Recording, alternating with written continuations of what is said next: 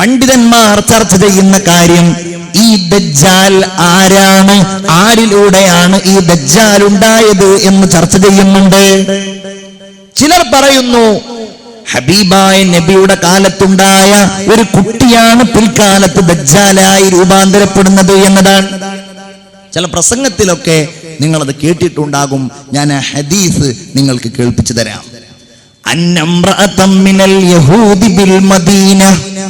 മദീനയിലുണ്ടായിരുന്ന ഒരു ജൂത സ്ത്രീ വലദത്ത് ഗുലാമൻ മംസൂഹതൻ ഐനു, ഒരു കണ്ണ് ഇല്ലാത്ത ഒറ്റ കണ്ണനായ ഒരു കുട്ടിയെ ആ സ്ത്രീ പ്രസവിച്ചു.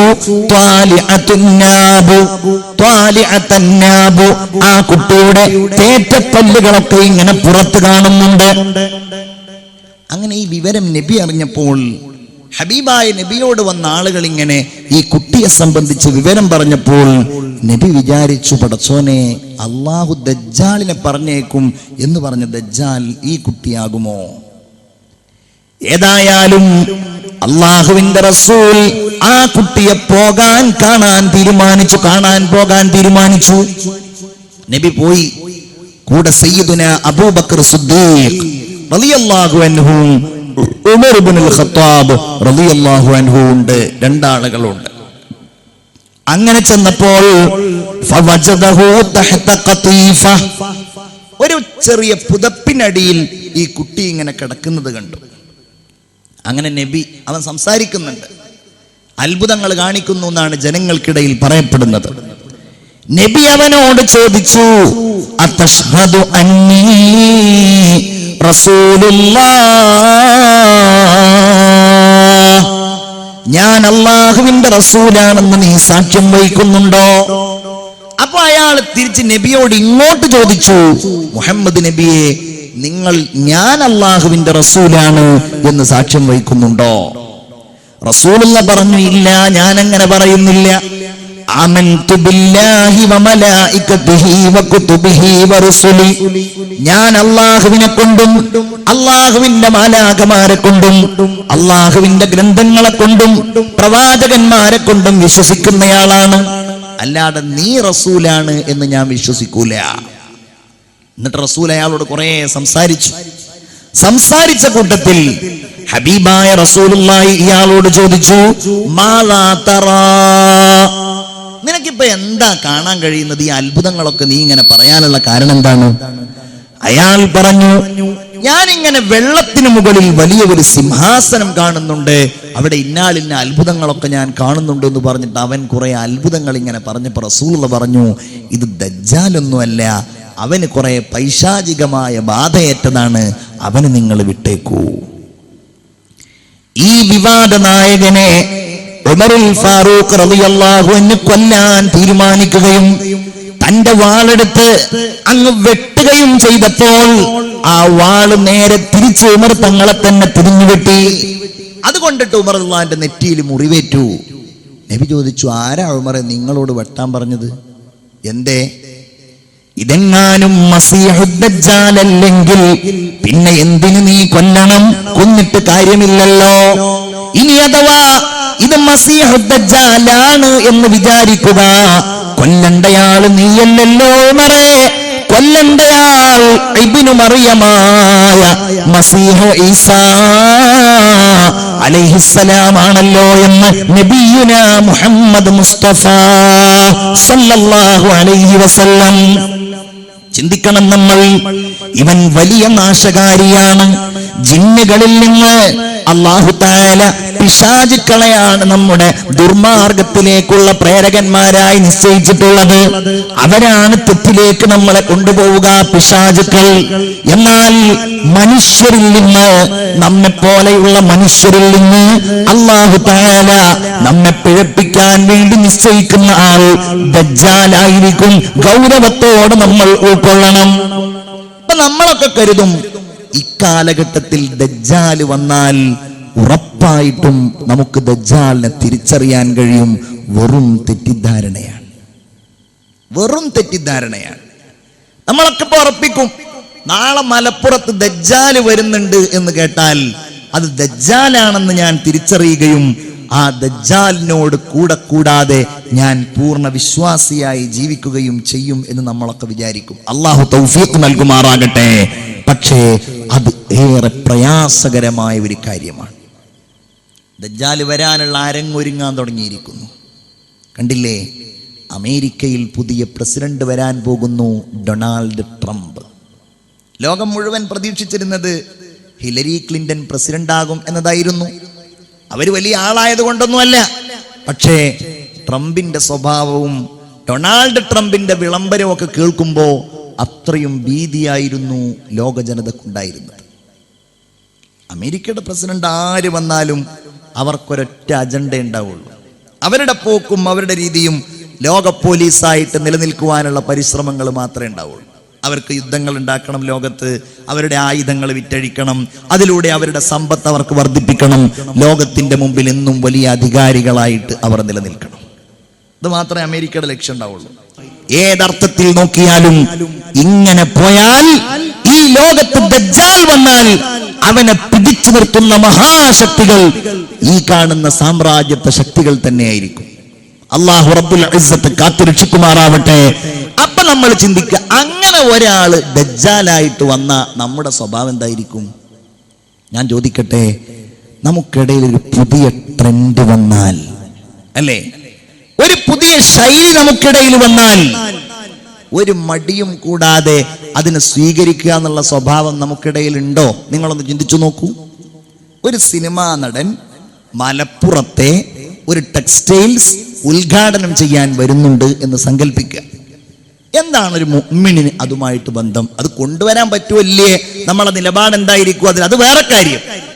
പക്ഷെ ഒരു വിശ്വാസി, ഒരു മുഅ്മിൻ, അല്ലെ, ഇന്നാലിന്ന സിനിമയിൽ അഭിനയിച്ച ഇന്നാലിന്ന കുപ്പായവും ഇന്ന രീതിയിലുള്ള കണ്ണടയും വെച്ച ആള് വരുന്നു എന്ന് കേൾക്കുമ്പോ അങ്ങോട്ട് ഓടിപ്പോവാന്ന് പറഞ്ഞാൽ എന്താ അതിന്റെ അർത്ഥം? ഞാനത് സ്വീകരിക്കുന്നല്ലേ? കറുത്ത ഷർട്ട് ഇട്ടിട്ട് ഒരു സിനിമാ നടനെ അനുകരിക്കുന്ന ഒരു സ്വഭാവം ഒരു കൊല്ലം മുമ്പ് നമുക്കിടയിലൊക്കെ വ്യാപകമായി. കല്യാണത്തിനൊക്കെ ചെന്നിട്ടുണ്ടെങ്കിൽ ആ രീതിയിലുള്ള കണ്ണട വെച്ച് അവരുടെ ശൈലി. ഇനിയിപ്പോ പുതിയതായിട്ട് ഇറങ്ങി എന്തെങ്കിലുമൊക്കെ ഉണ്ടോന്ന് എനിക്കറിയില്ല, ഞാൻ അതിനെക്കുറിച്ച് അന്വേഷിച്ചിട്ടില്ല. പുതിയ ട്രെൻഡ് എന്താണെന്നുള്ളത് എനിക്കറിയില്ല. അങ്ങനെ വന്നാൽ ഓരോന്നിന്റെ പിന്നാലെ പരക്കം പായും. ഫുട്ബോൾ കാലം വന്നിട്ടുണ്ടെങ്കിൽ അതായിരിക്കും പിന്നെ എല്ലാം. ക്രിക്കറ്റിന് വന്നിട്ടുണ്ടെങ്കിൽ അതായിരിക്കും. അല്ലാഹു തആല കാത്തുരക്ഷിക്കുമാറാവട്ടെ. എന്ന് പറഞ്ഞാൽ പുതിയ ഒരു സംഗതിയുമായിട്ട് ഇവൻ വന്നാൽ അത്രയും വലിയ ഈമാനുള്ളവരല്ലാതെ അതിൽ പിടിച്ചു നിൽക്കില്ല. പ്രത്യേകിച്ച് നമ്മളുടെ പുതിയ കുട്ടികളുടെ കാര്യമൊക്കെ ഒന്ന് ആലോചിച്ച് നോക്കൂ. പുതിയ മക്കൾക്ക് നമ്മളിങ്ങനെ മദ്രസയിൽ അവരെ പറഞ്ഞേക്കുന്നുണ്ട്, ഖുർആൻ പഠിക്കുന്നുണ്ട് എന്നുള്ളതൊക്കെ ശരി. പക്ഷെ അതിനേക്കാളും വലിയ വലിയ കാര്യങ്ങൾ അവരുടെ മനസ്സിൽ കയറിക്കഴിഞ്ഞു നമ്മുടെ ടാബ്ലറ്റിലൂടെയും അതുപോലെ നമ്മൾ അവർക്ക് സമ്മാനിച്ചിരിക്കുന്ന ഗെയിമുകളിലൂടെയൊക്കെ. ചിന്തിച്ചു നോക്കൂ, എത്ര മണിക്കൂറാണ് നമ്മുടെ മക്കളൊക്കെ ഗെയിമിന്റെ പിറകിലിരിക്കുന്നത്? 1-2 മണിക്കൂറല്ല, ഒരു ദിവസം 3-4-5 മണിക്കൂർ ടാബ്ലറ്റുകളിൽ ഗെയിം കളിക്കുന്ന മക്കളുണ്ടല്ലോ. അവരുടെ സങ്കല്പങ്ങളും സ്വപ്നങ്ങളൊക്കെ മറ്റൊരു ലോകത്തായിരിക്കും, അല്ലേ? ഐഹിക ലോകത്തെ ഈ ചുറ്റുപാടുകളെയൊക്കെ അവർ മറക്കും. ഇതിനെക്കുറിച്ചൊന്നും അവർക്ക് ബോധം ഉണ്ടാവില്ല.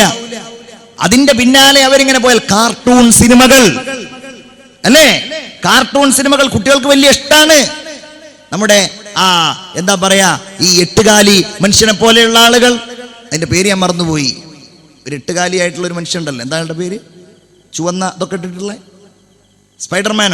സ്പൈഡർമാനെ പോലെയുള്ള ആളുകൾ, മായാവിയെ പോലെയുള്ള ആളുകൾ കുട്ടികൾക്ക് വലിയ ഇഷ്ടമാണ്. എന്ന് പറഞ്ഞാൽ നമ്മളുടെ മക്കൾ ഈ സിനിമകളും ഇത്തരം അത്ഭുതങ്ങളും കണ്ട് ഈ അത്ഭുതങ്ങൾ നേർക്കുനേർ കാണിക്കുന്ന ഒരാൾ വന്നാൽ ഈമാൻ കൊണ്ടല്ലാതെ എങ്ങനെ പിടിച്ചു നിൽക്കുക? മുഅ്മിനീങ്ങൾ ചിന്തിക്ക്, ഈമാൻ കൊണ്ടല്ലാതെ എങ്ങനെ പിടിച്ചു നിൽക്കും? അത്രയും ശക്തമായ ഈമാൻ വേണം. എന്നാൽ നമ്മുടെ ഈമാനാണെങ്കിലോ വളരെ ദുർബലമാണ്. ദജ്ജാൽ ലോകത്ത് അത്ഭുതങ്ങൾ കാണിക്കും. അവൻ ഈ ലോകത്ത് വരുന്നത് തന്നെ എല്ലാവരുടെയും ഈമാനിനെ ഇല്ലാതെയാക്കുക എന്ന ലക്ഷ്യത്തോടെയായിരിക്കും. ഹബീബായ റസൂലുള്ള പറയാണ്, ഒരിക്കൽ ദജ്ജാൽ ഇങ്ങനെ വന്നാൽ അവൻ ഒരു അറാബിയായ മനുഷ്യന്റെ അടുക്കൽ വരും. അറാബി എന്ന് പറഞ്ഞാൽ ഒരു സാധാരണക്കാരനായ മനുഷ്യൻ. അവന്റെ അടുക്കൽ വന്നാൽ ആ ദജ്ജാല് ചോദിക്കും, മനുഷ്യ, നിന്റെ ഒട്ടകം ഞാൻ നിനക്ക് ജീവിപ്പിച്ചു തരട്ടെയോ? അന്നത്തെ ഒട്ടകം അത് ഇന്നത്തെ വല്ല സമ്പത്തോ ഇന്നത്തെ വല്ല സൗകര്യങ്ങളോ നിനക്ക് ഞാൻ ഉണ്ടാക്കി തരട്ടെയോ? അങ്ങനെ അതവന് ഉണ്ടാക്കി കൊടുക്കും.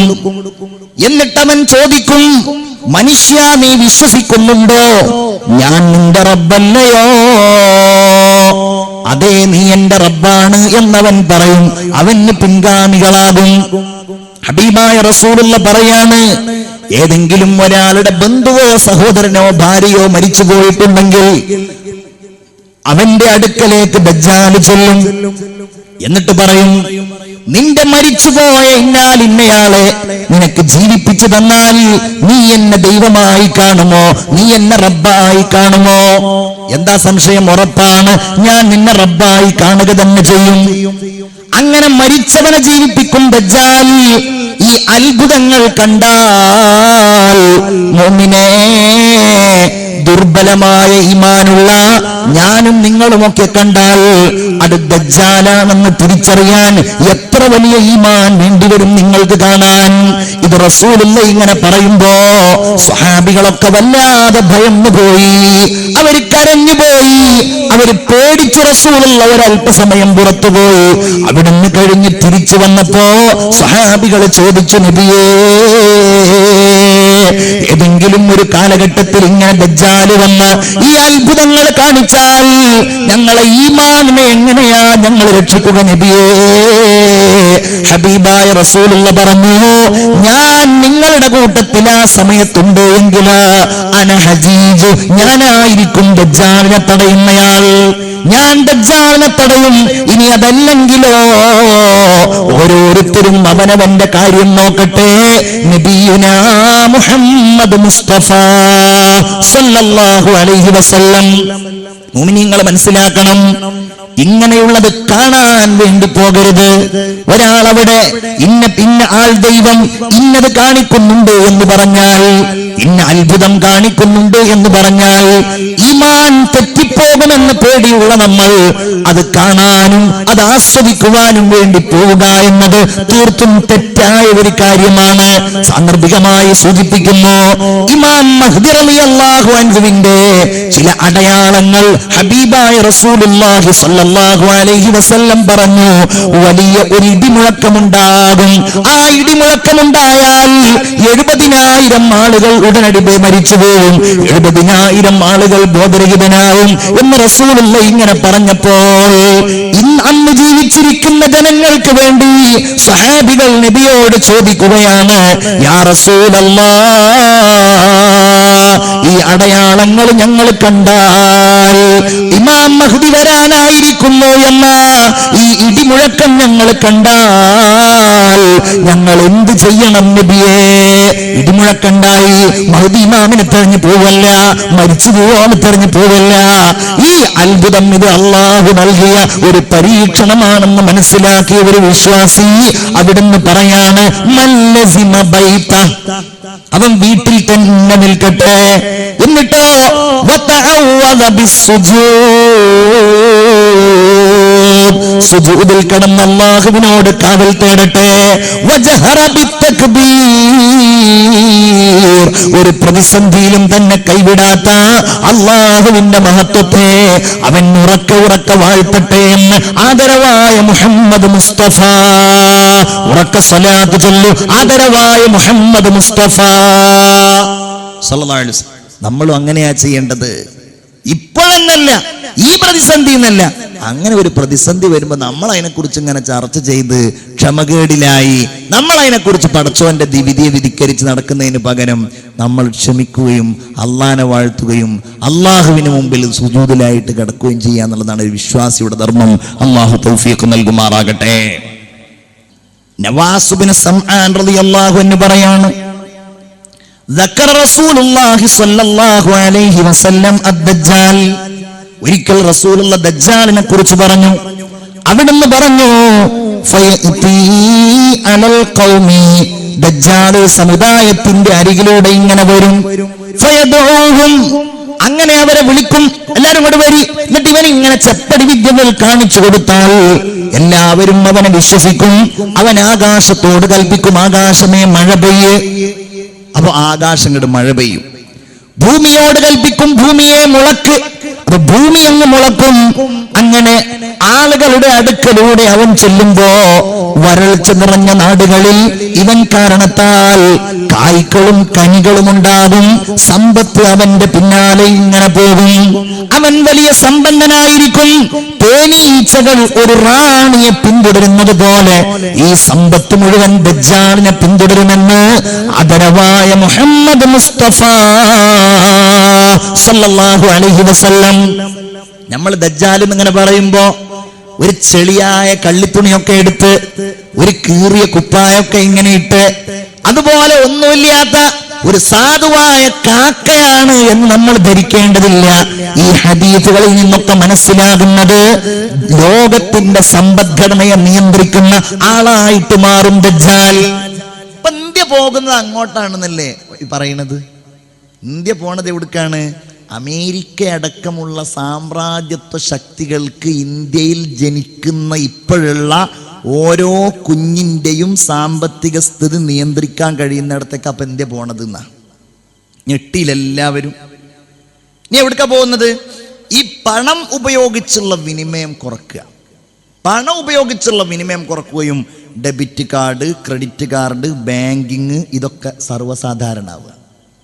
ഇതിന്റെ സോഫ്റ്റ്വെയറുകളും അതുപോലെ ഇതിന്റെ നിയന്ത്രണമൊക്കെയുള്ള ആ സാമ്പത്തിക ശേഷിയും ആ ശക്തിയും എന്ന് പറയുന്നത് നേരെ സാമ്രാജ്യത്വ ശക്തികളിലേക്കാണ് പോവുക. അമേരിക്ക ഉൾപ്പെടെയുള്ള ശക്തികളായിരിക്കും ഇത് നിയന്ത്രിക്കുക. അവിടെയുള്ള ഉയർച്ച അതിവിടെ ബാധിക്കും, അവിടെയുള്ള താഴ്ച അതിവിടെ ബാധിക്കും. ഇവിടെ താഴ്ത്തണം എന്ന് അവർ കരുതിയിട്ടുണ്ടെങ്കിൽ ഇപ്പൊ തന്നെ നടക്കുന്നുണ്ട്. ഇപ്പൊ തന്നെ നമ്മുടെയൊക്കെ സാമ്പത്തിക ഘടന, നമ്മുടെയൊക്കെ രീതികൾ അവരുടെ പല വിചാരങ്ങൾക്കും അടിമപ്പെട്ടതായിട്ട് മാറുന്നുണ്ട്. ഇങ്ങനെ അങ്ങ് പോയാൽ പ്രത്യേകിച്ചൊരു പക്ഷേ ഈ ഒരു സാമ്പത്തിക സ്ഥിതി വന്നിരിക്കുന്നത് തന്നെ അതിലേക്കുള്ള ആദ്യത്തെ ഒരു കാൽവെപ്പിന്റെ ഭാഗമായിട്ടായിരിക്കും. അവര് നിയന്ത്രിക്കും. അങ്ങനെ ഇവരുടെയൊക്കെ മേധാവിത്വത്തിന്റെ അധികാരത്തിന്റെ തലപ്പത്ത് ദജ്ജാല് വരും. എത്രത്തോളം എന്ന് വെച്ചാൽ അവൻ സൂര്യനെ തടഞ്ഞു നിർത്തും. ആളുകൾ ഇങ്ങനെ പോകുമ്പോ ആളുകൾക്കിടയിൽ വെച്ച് അവൻ സൂര്യനെ തടഞ്ഞു നിർത്തും. സൂര്യനെ തടഞ്ഞു നിർത്തി അവൻ ചോദിക്കും, കണ്ടില്ലേ ഞാൻ സൂര്യനെ തടഞ്ഞു നിർത്തിയിരിക്കുന്നു, ഇനി സൂര്യനെ ചലിപ്പിക്കുന്നത് നിങ്ങൾക്ക് കാണണോ? അങ്ങനെ അവൻ സൂര്യനെ സഞ്ചരിപ്പിക്കും. അത്ഭുത പരതന്ത്രരായ ആളുകളോടവൻ പറയും, നിങ്ങൾക്ക് മനസ്സിലായില്ലേ, അന റബ്ബുൽ ആലമീൻ, ഞാൻ ലോകത്തിന്റെ റബ്ബാണ് എന്ന് നിങ്ങൾക്ക് മനസ്സിലായില്ലേ എന്ന് ചോദിച്ച് അവൻ ജനങ്ങളെ വിശ്വസിപ്പിക്കും. അപ്പൊ ആളുകൾ പറയും, ശരിയാണ് കേട്ടോ, അതെ, അവൻ ഏറ്റവും വലിയ റബ്ബാണ്. ആലോചിച്ച് നോക്കൂ, ഒരാൾ മുമ്പിൽ വന്നിട്ട് സൂര്യൻ തടഞ്ഞു നിർത്തിയിട്ടുണ്ടെങ്കിൽ പിന്നെ എങ്ങനെയാ വിശ്വസിക്കാവനെ? അത്രയും വലിയ ഈമാൻ വേണം. ഒരിക്കൽ ദജ്ജാലിനെ കുറിച്ച് ഹബീബായ നബി ഇങ്ങനെ പറയാണ്. അവിടുന്ന് പറഞ്ഞു, യാ ഇബാദല്ലാഹ്,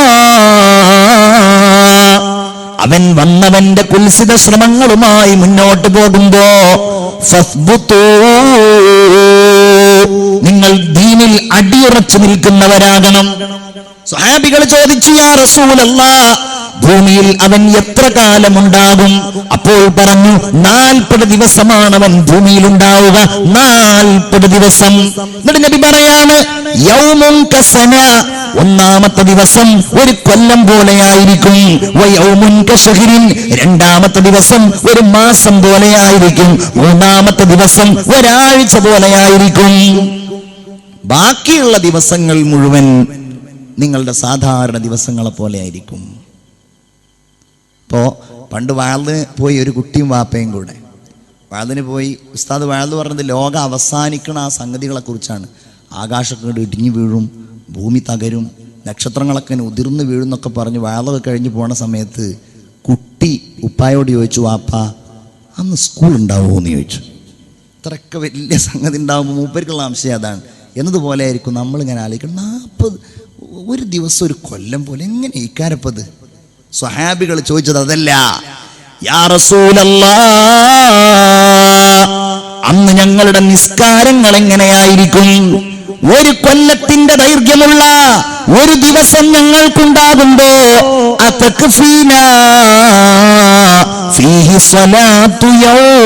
ഒരു ദിവസത്തെ നിസ്കാരം ഞങ്ങൾക്ക് മതിയാകുമോ നബിയേ? അപ്പോൾ പറഞ്ഞു, അത് പോരാ. നിങ്ങൾ ആ ഒരു കൊല്ലത്തെ 24 മണിക്കൂറുകളായി വിഭജിച്ച് നിങ്ങൾ നേരം കണക്കാക്കി നിസ്കരിക്കണം. നബിയുനാ റസൂലുള്ളാഹി സ്വല്ലല്ലാഹു അലൈഹി വസല്ലം അവൻ മായാജാലങ്ങൾ കാണിക്കും. ഞാൻ നേരത്തെ പറഞ്ഞത് ആവർത്തിക്കാണ്. മായാജാലങ്ങൾ കാണിക്കുന്നവരുടെ അടുക്കലേക്ക് പോയാൽ നമ്മുടെ ഈമാൻ നഷ്ടപ്പെടും എന്നുള്ളതാണ് കഥ. ചില ആളുകൾ നമുക്കിടയിൽ അങ്ങനെ ഉണ്ട്. എല്ലാം കേൾക്കണവര്, ഞാൻ കുറ്റം പറയല്ല കേട്ടോ, എല്ലാം കേൾക്കും. ഹക്ക് ഇന്നതാണ് എന്ന് ബോധ്യം ഉണ്ടാവും. എന്നാലും എന്നാ ഓര് പറഞ്ഞതൊന്ന് കേൾക്കാം. എന്നിട്ട് മുജാഹിദ് പറയുന്നത് കേൾക്കും, അവരുടെ ഗ്രൂപ്പുകൾ പറഞ്ഞത് കേൾക്കും, ജമാഅത്തുകാരൻ പറയണത് കേൾക്കും. അതുപോലെ എന്തൊക്കെ അലവലാതി വിഭാഗങ്ങളുണ്ടോ, ഇനിയിപ്പോൾ ഓരോരുത്തരുടെയും പേരൊന്നും ഞാൻ പറയണില്ല, ഇവരൊക്കെ പറയണത് കേൾക്കും.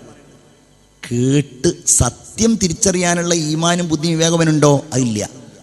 അത് ശരിയാട്ടോ അല്ലേ? ഏതുപോലെ എന്ന് പറയും, ഇപ്പോൾ ഈ തെരഞ്ഞെടുപ്പിൻ്റെ അനുബന്ധിച്ച് ഇങ്ങനെ വരും ജാഥകൾ. കാസർഗോട്ട് നിന്നാണ് വരുമ്പോൾ ഇവന് വൈകുന്നേരം വേറെ പണിയൊന്നും ഇല്ലാത്തതുകൊണ്ട് ഇന്ന് മറ്റേ ഉഴവൂർ വിജയം വരുന്നുണ്ട്, അതുകൊണ്ട് മൂപ്പരെ കേൾക്കാൻ പോകാം. മൂപ്പരെ ഇങ്ങനെ കേട്ടു, പടച്ചോനെ ആ UDF ഒന്നായിട്ട് ജയിലിലടക്കേണ്ട കാലം എന്ന്.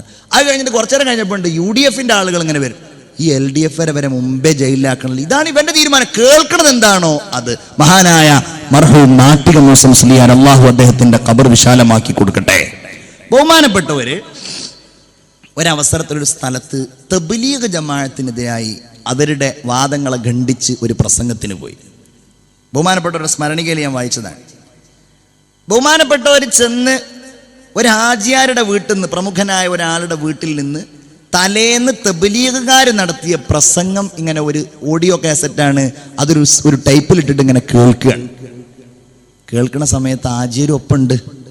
പറഞ്ഞു, നിങ്ങളാണ് പോയിക്കോളി, ഇത് ഞാൻ ഒറ്റ കേട്ടോളാം, എൻ്റെ ഈമാൻ എനിക്ക് നോക്കാനറിയാം, നിങ്ങളുടെ ഈമാൻ നോക്കാൻ എനിക്കറിയില്ല എന്ന് പറഞ്ഞാൽ ഞാനിത് കേൾക്കുന്നത് പോലെ കേട്ടാൽ ഒരു പറഞ്ഞത് ശരിയാണോ എന്നിട്ട് തെറ്റിദ്ധരിക്കോ? അതാണ് അല്ലാഹു തആല ഖുർആനിൽ തന്നെ പറഞ്ഞിട്ടുണ്ടത്. വഇദാ റഅയ്തല്ലദീന യഖൂലൂന ഫീ ആയാതിനാ ഫഅരിദ് അൻഹും. ഖുർആനിനെ ദുർവ്യാഖ്യാനം ചെയ്യുന്ന ആളുകളെ നിങ്ങൾ കണ്ടാൽ നിങ്ങൾ അവരെ തൊട്ട് തിരിഞ്ഞു കളയണം. അവരുടെ സദസ്സിൽ നിങ്ങൾ ഇരിക്കാൻ പാടില്ല. ഇനി അഥവാ നിങ്ങൾ അറിയാതെ അങ്ങനെ ഇരുന്നു, മനസ്സിലായി ഇവർ ഖുർആനെ തെറ്റിദ്ധരിപ്പിക്കുകയാണ്, ഇവർ ആയത്തുകളെ ദുർവ്യാഖ്യാനം ചെയ്യുകയാണ് എന്ന് മനസ്സിലായാൽ, അത് മനസ്സിലായ ശേഷം നിങ്ങൾ അവിടെ ഇരിക്കരുതെന്ന് പരിശുദ്ധ ഖുർആനിൽ ഖാലല്ലാഹു അസ്സ വജൽ, അല്ലാഹു റബ്ബുൽ ഇസ്സത്ത് ബോധ്യപ്പെടുത്തിയ കാര്യമാണ്. അപ്പൊ ഏതെങ്കിലും ആള് എന്തെങ്കിലും മായാജാലം കാണിക്കുമ്പോഴേക്ക് കാണാൻ വേണ്ടി പോകരുത്, ഈമാൻ നഷ്ടപ്പെട്ടു പോവും.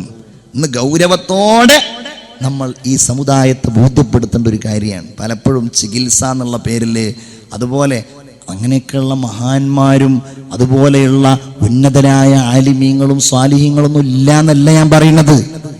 എമ്പാടുണ്ട്, മഹാന്മാരുണ്ട്, അവരുടെ മന്ത്രത്തിന് ഫലമുണ്ട്. നേരത്തെ ഇവിടെ പറഞ്ഞല്ലോ അത്തിപ്പറ്റ ഉസ്താദിനെ കുറിച്ച്. അങ്ങനെയുള്ള മഹാന്മാരുണ്ട്, ഇല്ല എന്നല്ല. പക്ഷെ ചില ആളുകളുണ്ട്, ഓർക്ക് നിസ്കാരം ഉണ്ടാവില്ല, നോമ്പും ഉണ്ടാവില്ല. ഓർക്ക് ആകുള്ളത് എന്താണ്?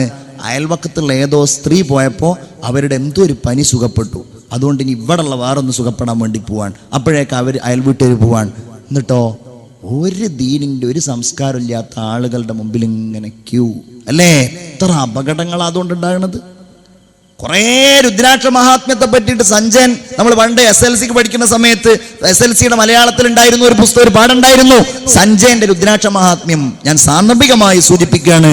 ദജ്ജാൽ വന്നാൽ അവനിതുപോലെയുള്ള അത്ഭുതങ്ങൾ കാണിക്കും. മുഅ്മിനീങ്ങളോട് റസൂലുള്ള പറയാണ്, മുഅ്മിനീങ്ങൾ അത് കാണാൻ പോകരുത്, വിശ്വാസികൾ അത് നോക്കരുത്.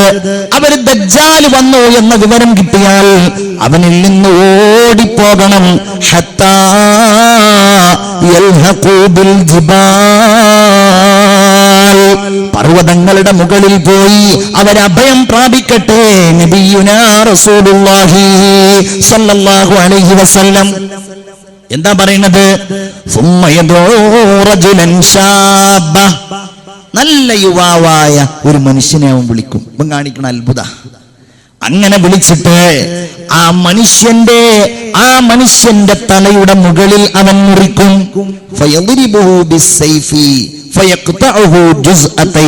രണ്ട് ഭാഗങ്ങളായിട്ട് അവൻ ആ മനുഷ്യനെ മാറ്റും.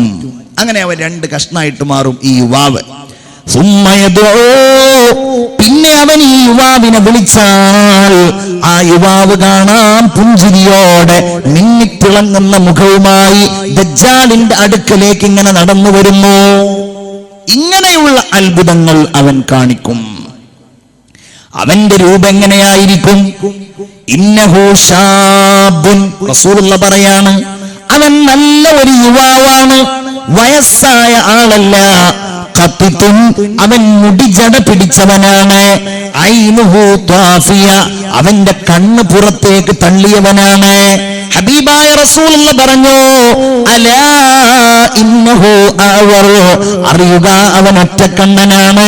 വ ഇന്ന റബ്ബകും ലൈസ ബിഅവർ, നിങ്ങളുടെ രക്ഷിതാവായ അല്ലാഹു തആല ഒറ്റക്കണ്ണനല്ല. മുഅ്മിനീങ്ങളെ മനസ്സിലാക്കണം, ഇന്ന് ദജ്ജാൽ വന്നിട്ടില്ലെങ്കിലും വിശ്വാസി ലോകത്ത് അവനെ തിരിച്ചറിയുന്നതാണ്. മുഅ്മിനായ ഒരു മനുഷ്യൻ അവനെ കണ്ടാൽ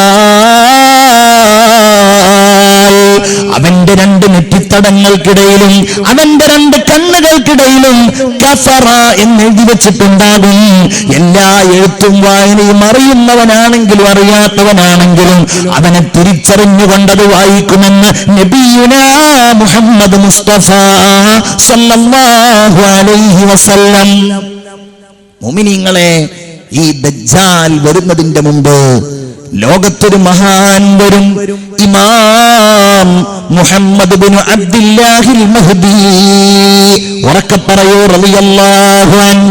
ആ മഹ്ദി ഇമാമിനെ പിൻപറ്റാൻ നമ്മളുണ്ടെങ്കിൽ നമുക്ക്, നമ്മുടെ പിൻഗാമികളുണ്ടെങ്കിൽ അവർക്ക് അല്ലാഹുവേ നീ തൗഫീഖ് നൽകണേ അല്ലാഹ്. ലോകം മുഴുവൻ കുഴപ്പത്തിലായി, ഫിത്നയിലായി, ഫസാദിലായി. ഇവിടെ അന്ന് സമസ്തയുണ്ടാകും, ഇതിന്റെ പ്രവർത്തനങ്ങൾ ഉണ്ടാകും, SKSF ഉണ്ടാകും ഇൻഷാ അല്ലാഹ്. മഹാനായ വരക്കൽ മുല്ലക്കോയ തങ്ങൾ അല്ലാഹുവിനോട് ഔലിയാക്കളുടെ സാന്നിധ്യത്തിൽ വെച്ച് അന്ന് ദുആ ചെയ്ത കാര്യം, സമസ്തയുടെ ഈ പതാകയുണ്ടല്ലോ അത് ബഹുമാനപ്പെട്ട മഹ്ദി ഇമാമിന്റെ കൈകളിൽ എത്തിക്കണമെന്നതാണ്. അതൊരു പ്രതീകാത്മകമായ ഒരു ദുആയാണ്. അന്ന് ദുആ ചെയ്യുമ്പോൾ പതാക ഉണ്ടായിക്കൊള്ളണമെന്നില്ല. അഥവാ മഹ്ദി ഇമാം ലോകത്ത് പ്രത്യക്ഷപ്പെട്ടാൽ അന്ന് മഹ്ദി ഇമാമിന് പിന്തുണ പ്രഖ്യാപിക്കുന്നവർ കേരളത്തിലുള്ളത് സമസ്തയുടെ പ്രവർത്തകന്മാരായിരിക്കും, സുന്നത്ത് ജമാഅത്തിന്റെ ഈ ആദർശത്തിൽ നിലകൊള്ളുന്നവരായിരിക്കുമെന്നാണ് നമ്മളെല്ലാവരും വിശ്വസിക്കുന്നത്. ഇമാം മഹ്ദി റളിയല്ലാഹു അൻഹു വന്നാൽ ശക്തമായ പടയോട്ടം നടത്തും, എല്ലാവരും തകർന്നടിയും. ജൂതന്മാർ ഒളിച്ചു താമസിക്കും. അവർ മുസ്ലിം സമുദായത്തിനെതിരായുള്ള വിചാരങ്ങൾ ഒന്നും പുറത്തെടുക്കാതെ ഒരൽപ്പം തണുക്കും അവർ. കാരണം അവർ കാത്തിരിക്കുകയാണ്. എല്ലാം തകർത്ത് കളയുന്ന, എല്ലാറ്റിനെയും ഇല്ലാതെയാക്കുന്ന ദജ്ജാല് വന്നാൽ അതവർക്ക് ഏറ്റവും വലിയ സഹായിയായി മാറും. ഹബീബായ റസൂലുള്ളാഹി പറയുന്നു, ഇന്നമാ യഖ്റുജു ദജ്ജാൽ മിൻ ഗളബത്തിൻ യഗ്ളബുഹാ. മുസ്ലിം ലോകത്തോട് എല്ലാവർക്കും കഠിനമായ ദേഷ്യമുണ്ടാകുമ്പോഴാണ് ദജ്ജാൽ എന്ന് പറയുന്ന ഈ ഭീകരനായ മനുഷ്യൻ വരിക. ഒരുപാട് കാലത്തിനുണ്ട് എന്നർത്ഥമില്ല. ഏതായാലും ഏതാനും വർഷങ്ങൾക്കുള്ളിൽ തന്നെ ഈ പറയുന്ന സംഭവങ്ങളെല്ലാം ഉണ്ടാകുമെന്ന് തന്നെയാണ് നമ്മൾ പ്രതീക്ഷിക്കേണ്ടത്. എന്നിട്ട് അള്ളാഹുവിനോട് കാവൽ തേടേണ്ടത്. അള്ളാഹു നമ്മുടെ സമുദായത്തിന് കാവൽ നൽകുമാറാകട്ടെ. ക്രൂരനായ അവൻ, നിഷ്ഠൂര ക്രൂരനായ അവൻ ജനങ്ങൾക്ക് മുമ്പ് അവൻ സ്വർഗവും നരകവും ഉണ്ടാക്കും. അവനെ വിശ്വസിച്ച ആളുകളെ അവൻ സ്വർഗത്തിലേക്ക് പ്രവേശിപ്പിക്കും. അവനെ വിശ്വസിക്കാത്ത മുഅ്മിനീങ്ങളെ അവൻ നരകത്തിലേക്ക് വലിച്ചെറിയും. മഹാന്മാര് പറയുകയാണ്, അവനെ വിശ്വസിച്ചുകൊണ്ട് ആരാണോ സ്വർഗത്തിൽ കടന്നിട്ടുള്ളത് അവർക്കൊരിക്കലും സ്വർഗത്തിന്റെ അനുഭവമല്ല, അവർക്ക് ആ സ്വർഗത്തിൽ നരകത്തിന്റെ അനുഭവമായിരിക്കും ഉണ്ടാവുക. എന്നാൽ ഇവന്റെ നരകത്തിൽ കടന്നവർക്കോ അല്ലാഹു റബ്ബുൽ ഇസ്സത്ത് സ്വർഗത്തിന്റെ അനുഭവം നൽകുമെന്ന് ഉലമാ പറഞ്ഞു നമുക്ക് കാണുവാൻ കഴിയും. ഒരു സ്വഹാബി അദ്ദേഹം ദജ്ജാലിനെ കണ്ട കഥ പറഞ്ഞു. ആദരവായ മുഹമ്മദ് മുസ്തഫ, നിങ്ങൾ ഉറക്കെ സ്വലാത്ത് ചൊല്ലൂ, മുഹമ്മദ് മുസ്തഫ സല്ലല്ലാഹു അലൈഹി വസല്ലം. ആ കഥ ഞാൻ പറഞ്ഞുതരാം. ഫാത്തിമ ബിൻത് ഖൈസ് റളിയല്ലാഹു അൻഹ പറയാണ്, ഒരു നിസ്കാര ശേഷം റസൂലുള്ളാഹി സ്വല്ലല്ലാഹു അലൈഹി വസല്ലം ജലസ അലൽ മിമ്പരി, മിമ്പറിന്റെ മുകളിൽ ഇങ്ങനെ ഇരുന്ന് പ്രസംഗിക്കാൻ വേണ്ടിയിട്ട് ഇരിക്കുകയാണ്. അപ്പൊ ഇരുന്നിട്ടും പ്രസംഗിക്കാന്നായി. വഹുവ യൽഹഖ്, ആ പറയാൻ ഉദ്ദേശിച്ച കാര്യം പറയുന്നതിന് മുമ്പ് റസൂലുള്ളാഹിയുടെ ഒരു സന്തോഷ പ്രകടനം, ഭയങ്കര ഗൗരവത്തിലല്ല, ഒരു പുഞ്ചിരിയൊക്കെ ഇങ്ങനെ തൂക്കിയിട്ടാ വരുന്നത്. എന്നിട്ട് ഉസ്താദുമാര് സാധാരണ ജുമുഅ കഴിഞ്ഞ ഉടനെ അനൗൺസ് ചെയ്യുന്നത് പോലെ റസൂലുള്ളാഹി അനൗൺസ് ചെയ്തു, ലിയൽസം കുല്ലു ഇൻസാനിൻ മുസല്ലാ, ഓരോരുത്തരും അവനവൻ നിസ്കരിച്ച സ്ഥലത്ത് തന്നെ ഇരിക്കട്ടെ. ഇത് അനൗൺസ് ചെയ്യേണ്ട ആവശ്യം വരാറുണ്ടോ? അങ്ങനെ പറഞ്ഞാൽ കാണാം എല്ലാവരും മൂലക്കൊക്കെ അങ്ങനെ പോകും ചില പള്ളികളിലൊക്കെ. മാഷാ അല്ലാഹ്, റസൂലുള്ളാഹി പറയാണ് എല്ലാവരും അവനവൻ നിസ്കരിച്ച സ്ഥലത്ത് തന്നെ ഇരിക്കട്ടെ. അപ്പൊ എല്ലാവരും ഇങ്ങനെ റെഡി ആയിട്ടിരുന്നു. ഹൽ തദറൂന മാ ജമഅതുകും, ഞാൻ നിങ്ങളെ ഒരുമിച്ച് കൂട്ടിയത് എന്തിനാണെന്ന് നിങ്ങൾക്കറിയുമോ? ഞങ്ങൾക്കറിയില്ലല്ലോ, എന്തിനാ നബിയത്? അപ്പോൾ പറഞ്ഞു, ക്രിസ്ത്യാനിയായ തമീമുദ്ദാരി ഉണ്ടല്ലോ, ഇതാ അദ്ദേഹം ഇവിടെ വന്നിരിക്കുന്നു. അദ്ദേഹം വരികയും അദ്ദേഹം മുസ്ലിമാവുകയും ചെയ്തിരിക്കുന്നു. വഹദ്ദസനി ഹദീസൻ, അദ്ദേഹം എന്നോടൊരു സംഭവം പറഞ്ഞിട്ടുണ്ട്. വാഫഖല്ലദീ കുൻതു ഉഹദ്ദിസുകും ബിഹി അനിൽ മസീഹിദ് ദജ്ജാൽ, മസീഹുദ് ദജ്ജാലിനെ കുറിച്ച് നിങ്ങളോട് ഞാൻ പറഞ്ഞിരുന്ന ആ സംഭവങ്ങളോട് യഥാവിധി യോജിച്ച രീതിയിലാണ് തമീമുദ്ദാരി ഇപ്പോഴെന്നോട് പറഞ്ഞിട്ടുള്ളത്. മനസ്സിലായില്ല? അല്ലെ, ഞാൻ നിങ്ങളോട് ദജ്ജാലിനെ കുറിച്ച് പറയാറുണ്ടല്ലോ, ആ കാര്യങ്ങളോടൊക്കെ യോജിച്ച രീതിയിൽ ഒരു സംഭവം എന്നോട് തമീമുദ്ദാരി പറഞ്ഞിട്ടുണ്ട്. എന്താ സംഭവം? തമീമുദ്ദാരിയും അദ്ദേഹത്തിന്റെ 30ഓളം ആളുകളോടുകൂടെ, ലഹ്മ ജുസാം ഗോത്രത്തിൽപ്പെട്ട 30ഓളം ആളുകളോടുകൂടെ ഒരു കപ്പലിൽ അദ്ദേഹം യാത്ര ചെയ്തു. അങ്ങനെ കപ്പലിൽ ഇങ്ങനെ പോകുന്ന സമയത്ത് 1 മാസം അവർ കടലിൽ കുടുങ്ങി. കടലിൽ ഇങ്ങനെ പോകാണ്, എവിടെയാണ് കരയൊന്നും അറിയണില്ല. അങ്ങനെ കുറെ പോയി അങ്ങനെ നോക്കുമ്പോഴുണ്ട് ഒരു വലിയ ദ്വീപ് കാണുന്നു. ആ ദ്വീപിലേക്ക് അവരുടെ കപ്പലെടുത്തു. ഒരു സൂര്യാസ്തമയ സമയത്താണ് അവർ ആ ദ്വീപിൽ എത്തിച്ചേരുന്നത്. അവരവിടെ എത്തിച്ചേർന്നപ്പോൾ, ദ്വീപിലേക്ക് അവരങ്ങനെ കടന്നപ്പോൾ, ഫലഖിയതുഹും ദാബത്തുൻ അഹ്ലബു കസീറു ശഅരി, മുടിയുടെ ആധിക്യത്താൽ മുൻപും പിന്നും തിരിച്ചറിയാൻ കഴിയാത്ത ഒരു ഭീമാകാരനായ ഒരു മൃഗം അവരുടെ മുമ്പിൽ പ്രത്യക്ഷപ്പെട്ടു.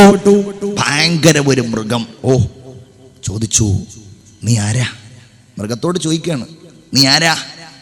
മൃഗം പറഞ്ഞു, അനൽ ജസ്സാസ, ഞാൻ ചാരപ്രവർത്തനം നടത്തുന്ന മൃഗമാണ്. ആർക്ക്? ആ മൃഗം പറഞ്ഞു, ഇൻതലിഖൂ ഇലാ ഹാദർ റജുലി ഫിദ്ദൈനി, അവിടെ ഒരു കോട്ട കണ്ടോ, ആ കോട്ടയിൽ ഒരാളുണ്ട്, നിങ്ങൾ അയാളുടെ അടുക്കൽ പോകൂ. ഫഇന്നഹു ഇലാ ഖബരികും ബിൽ അശ്വാഖ്, നിങ്ങളെ കുറിച്ചറിയാൻ ആ മനുഷ്യന് വലിയ ആഗ്രഹമുണ്ട്. അങ്ങനെ ഞങ്ങളെല്ലാവരും കോട്ടയിൽ പോയി നോക്കുമ്പോൾ അവിടെയുണ്ട് ആജാനബാഹുവായ ഒരു മനുഷ്യൻ. അയാളുടെ കൈകാലുകൾ ഇരുമ്പ് ചങ്ങലകൾ കൊണ്ട് ബന്ധിപ്പിക്കപ്പെട്ടിരിക്കുന്നു. ഞങ്ങൾ ചോദിച്ചു, നിങ്ങൾ ആരാണ്? അയാൾ പറഞ്ഞു, നിങ്ങൾ ആരാണെന്ന് പറയൂ. ഞങ്ങൾ പറഞ്ഞു, നഹ്നു ഉനാസും മിനൽ അറബ്, ഞങ്ങൾ അറബികളിൽപ്പെട്ട കുറച്ച് ആളുകളാണ്. കണ്ട് നന്നായല്ലോ, നിങ്ങളോട് കുറച്ച് കാര്യങ്ങൾ എനിക്ക് ചോദിക്കാനുണ്ട്. എന്നിട്ട് പറഞ്ഞു, അഖ്ബിറൂനി അൻ നഖ്ലി ബൈസാൻ, ബൈസാനിലെ ഈന്തപ്പനത്തോട്ടത്തെ കുറിച്ച് നിങ്ങൾ എനിക്ക് പറഞ്ഞു തരിക, അതിപ്പോഴും കായ്ക്കുന്നുണ്ടോ? രണ്ടാമത് ചോദിച്ചു തുബിരിയ തടാകത്തെ കുറിച്ച്. മൂന്നാമത് ചോദിച്ചത് സുഹർ എന്ന് പറയുന്ന ഒരു വെള്ളച്ചാട്ടത്തെ കുറിച്ചാണ് ചോദിച്ചത്. എന്ന് പറഞ്ഞാൽ ഇന്നത്തെ ഇസ്രായേലിന്റെ പരിസരങ്ങളിലുള്ള 3 സംഗതികളെ കുറിച്ച് അവർ ചോദിച്ചു. അവരിലെല്ലാം കൃത്യമായ മറുപടി പറയുകയും ചെയ്തു. പിന്നെ അയാൾ ചോദിച്ചു, അഖ്ബിറൂനി അനിൻ നബിയിൽ ഉമ്മി, നിരക്ഷരനായ നബിയെ കുറിച്ച് എന്താണ്, വന്നോ, എന്താ അവസ്ഥ? അപ്പോൾ ഞങ്ങൾ പറഞ്ഞു, ഖദ് ഖറജ മിൻ മക്ക, ആ മുഹമ്മദ് നബി മക്കയിൽ വരികയും വനസല യസ്രിബ്, ഇപ്പോൾ യസ്രിബിൽ താമസിക്കുകയും ചെയ്യുന്നുണ്ട്. അപ്പൊ അയാൾ ചോദിച്ചു, അഖാതലഹുൽ അറബ്, അറബികൾ മുഹമ്മദ് നബിയുമായി യുദ്ധം ചെയ്തോ? ഞങ്ങൾ പറഞ്ഞു അതെ. എന്നിട്ട് എങ്ങനെ ഉണ്ടായിരുന്നു? ഞങ്ങൾ പറഞ്ഞു, ചിലപ്പോ മുഹമ്മദ് നബിക്ക് വിജയം, ചിലപ്പോ ശത്രുക്കൾക്ക് വിജയം, ഇങ്ങനെയൊക്കെയാണ് ഉണ്ടാവാറുള്ളത്. അപ്പോൾ അവൻ പറഞ്ഞു, അറബികൾക്ക് ഏറ്റവും നല്ലത് മുഹമ്മദ് നബിക്ക് വഴിപ്പെടൽ തന്നെയാണ്. ഞങ്ങൾക്ക് ഇയാൾ ആരാന്നറിഞ്ഞിട്ട് ഭയങ്കര ആകാംക്ഷ. നിങ്ങൾ ആരാ?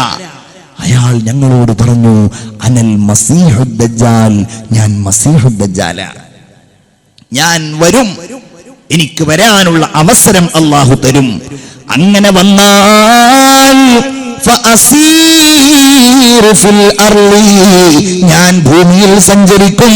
ഫലാ അദൗ ഖറിയതൻ ഇല്ലാ ഹബത്തുഹാ, എല്ലാ ഗ്രാമങ്ങളിലൂടെയും ഞാൻ ചവിട്ടി സഞ്ചരിക്കും. ഇല്ലാ ഗൈറ മക്കത വ ത്വയ്ബ, മക്കയും ത്വയ്ബയും ഒഴികെ അതിലേക്ക് എനിക്ക് കടക്കാൻ കഴിയില്ല. ഈ സംഭവം പറഞ്ഞിട്ട് മദീനയിലെ പള്ളിയിൽ നിന്ന് അല്ലാഹുവിന്റെ ഹബീബ് പറഞ്ഞു, ഹാദിഹി ത്വയ്ബ, ഇതാണ് ത്വയ്ബ, ഇതാണ് ത്വയ്ബ, മദീന കോ ജായേ जी चाहता है मुकद्दर बनाए, जी चाहता है मदीना के आका, दो आलम के मौला तेरे पास आए, जी चाहता है मुहम्मद की बातें, मुहम्मद की सीरत सुने और सुनाए, जी चाहता है. മദീനയുടെ അതിർത്തിയിൽ വന്നാൽ പിശാചുക്കളുടെ സാന്നിധ്യത്തിൽ അവൻ വരുമ്പോ അല്ലാഹുവിന്റെ മാലാഖമാർ മദീനയുടെ അതിർത്തിയിലുള്ള ഒരു മലയുടെ സമീപത്ത് വെച്ച് അവനെ എറിഞ്ഞോടിക്കുമെന്ന് സയ്യിദുനാ മുഹമ്മദ് മുസ്തഫ സല്ലല്ലാഹു അലൈഹി വസല്ലം. മദീനയിൽ വരാൻ കഴിയില്ല, മക്കയിൽ വരാൻ കഴിയില്ല.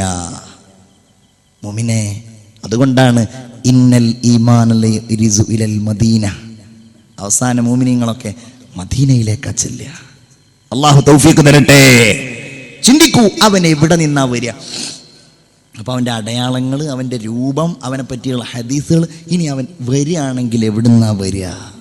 ചിന്തിക്കുക. മിൻ ഖറിയത്തിൻ തുസമ്മൽ യഹൂദിയ, യഹൂദിയ എന്ന് പറയുന്ന ഒരു ഗ്രാമത്തിൽ നിന്നാണ് അവൻ വരിക എന്നുള്ളതാണ്. ആ ഗ്രാമം അറിയപ്പെടുന്നത് അന്ത്വാക്കിയ ഗ്രാമം എന്നാണ്. മെഡിറ്ററേനിയൻ സമുദ്രത്തിന്റെ തീരത്ത് തുർക്കിയുടെയും സിറിയയുടെയും ഇടയിൽ ഇസ്രായേലിന്റെ തൊട്ടടുക്കലായിട്ടാണ് ഈ സ്ഥലമുള്ളത്. 2 സ്ഥലങ്ങളിൽ ഖുർആൻ ഈ നാടിനെ പറഞ്ഞിട്ടുണ്ട്. 2 സ്ഥലങ്ങളിൽ, ഒന്ന് സൂറത്തുൽ കഹ്ഫിലും മറ്റൊന്ന് യാസീനിലും. യാസീനിൽ എവിടെയെന്നറിയോ?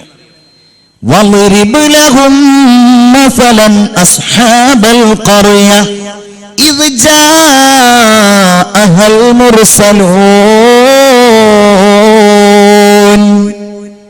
അത് ഈ ഗ്രാമമാണെന്ന വളിരിബ് ലഹും മസലൻ അസ്ഹാബൽ ഖറിയ, ഒരു ഗ്രാമവാസികളുടെ കഥ നിങ്ങൾ അവർക്ക് പറഞ്ഞു കൊടുക്കൂ. ഇത് ജാഅഹൽ മുർസലൂൻ, ആ ഗ്രാമവാസികൾക്ക് ആ പ്രവാചകന്മാർ ചെന്ന പോലെ എറിഞ്ഞോടിച്ചു. ആ ഗ്രാമവാസികൾ അല്ലാഹു തആല വല്ലാതെ ശപിച്ചു. ആ സംഭവം പറയുന്നത് ഈ ഗ്രാമമാണെന്ന. രണ്ടാമത് എവിടെയാണ്? ഹത്താ ഇദാ അഹ്ല ഖറിയത്തിൻ ഇസ്തത്വമ فأبوا أن يضيفوهما. ഖദർ അലൈഹിസ്സലാമും മൂസ അലൈഹിസ്സലാമും ഈ ഗ്രാമത്തിലൂടെ നടന്നു പോകുമ്പോഴാണ് എന്തുണ്ടായത്? അല്ലാഹു തആല അവരെ പരീക്ഷിച്ചത്. അവർക്ക് ഈ നാട്ടുകാരവർക്ക് ഭക്ഷണം കൊടുത്തില്ല. അങ്ങനെ ഈ നാട്ടുകാര് 2 സ്ഥലങ്ങളിൽ ഇവിടെ നിന്നാണ് അവൻ വരിക. അവൻ വന്നാൽ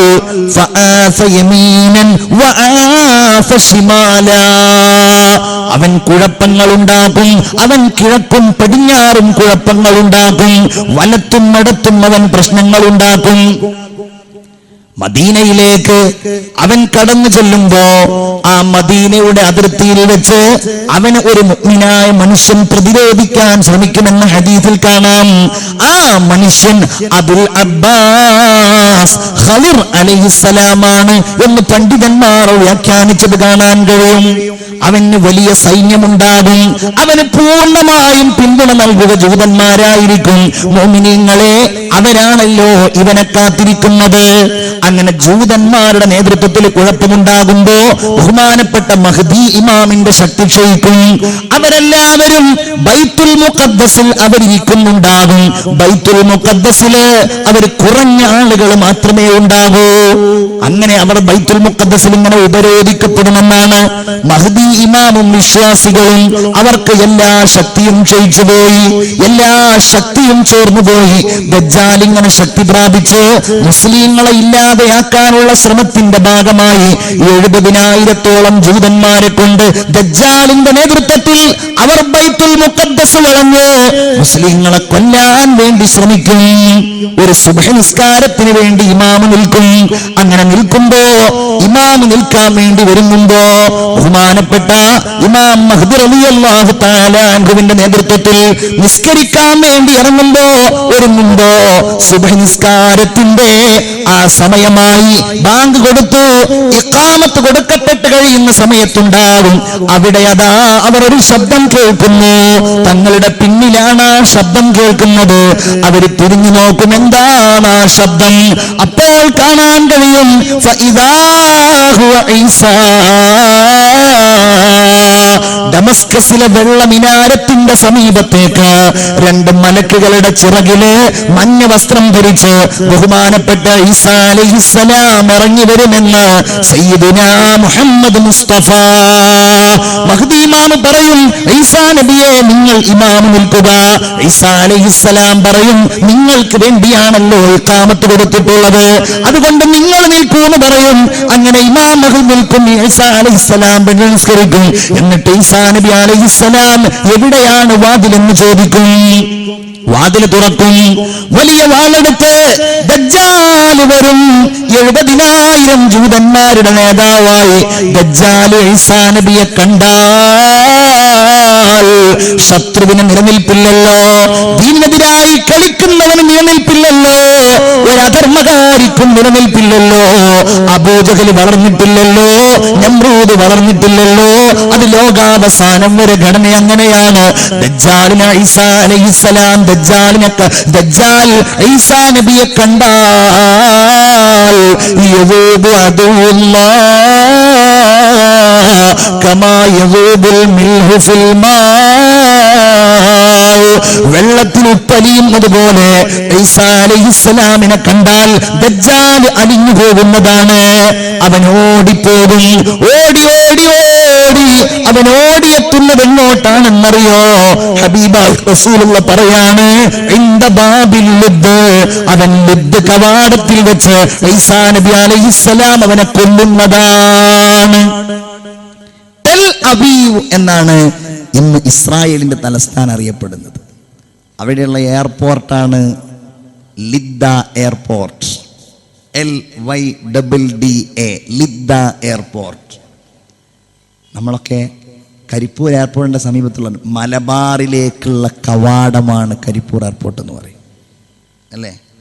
അവിടെ ചെല്ലുമ്പോൾ തന്നെ എയർപോർട്ടിലൂടെ പോകുന്നവർക്കൊക്കെ അറിയാലോ, ഒക്കെ ബാബായിരിക്കും. ഇവിടെ ഗേറ്റ് എന്ന് പറയും, അൽ ബവാബ അങ്ങനെ എഴുതി വെച്ചിട്ടുണ്ടാവും എയർപോർട്ടിലൊക്കെ.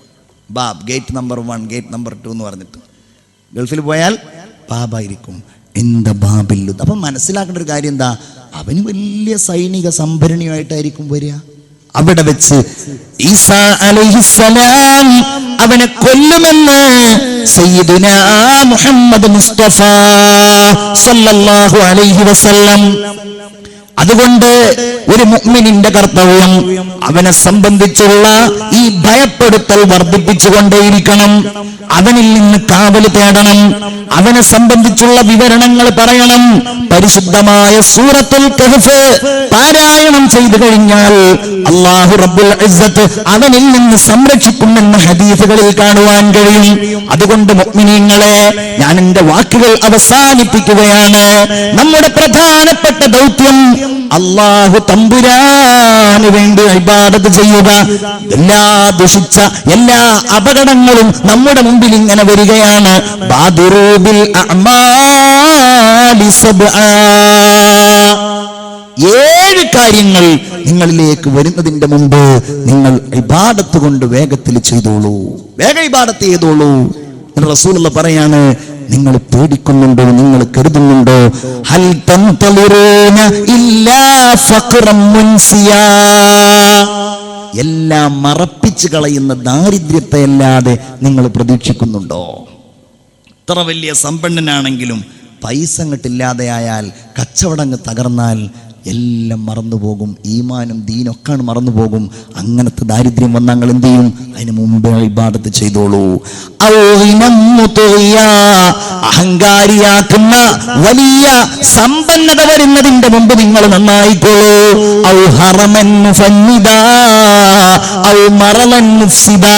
വാർദ്ധക്യം വന്നേക്കാം, രോഗം വന്നേക്കാം, പെട്ടെന്നുള്ള മരണം വന്നേക്കാം. അല്ലേ? മരിക്കുക എന്നുള്ളതിനെ സംബന്ധിച്ച് ഒരു അറിവും കിട്ടാതെ പെട്ടെന്ന് മരിച്ചു പോയേക്കാം. സമയം കിട്ടൂല. ദജ്ജാൽ വന്നേക്കാം, അല്ലെങ്കിൽ ഖിയാമത്ത് നാൾ വന്നേക്കാം. മുഅ്മിൻ ചെയ്യേണ്ടത് അല്ലാഹുവിലേക്ക് അഭയം പ്രാപിക്കുക, അവനോട് കാവൽ തേടുക.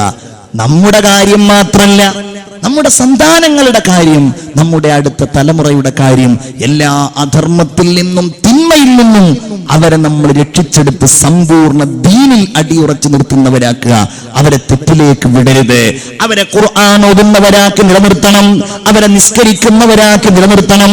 അവർക്ക് സുന്നത്തുകൾ പരിചയപ്പെടുത്തണം. സുന്നത്ത് നിസ്കാരങ്ങൾക്ക് അവരെ പ്രോത്സാഹിപ്പിക്കണം. അങ്ങനെ നല്ലവരാക്കി ദുനിയാവിൽ ഈമാനിന്റെ മേലില് ഏത് പ്രതിസന്ധി വരുമ്പോഴും അവരുറക്കെ പറയണം, ഞങ്ങൾക്കിത് പ്രശ്നമല്ല, ലാ ഇലാഹ ഇല്ലല്ലാഹ്. അല്ലാഹു തആല തൗഫീഖ് നൽകുമാറാകട്ടെ. നമ്മൾ പറഞ്ഞത് അല്ലാഹു സ്വീകരിക്കുമാറാവട്ടെ. നമ്മൾ കേട്ടത് റഹ്മാനായ നാഥൻ സ്വീകരിക്കുമാറാവട്ടെ.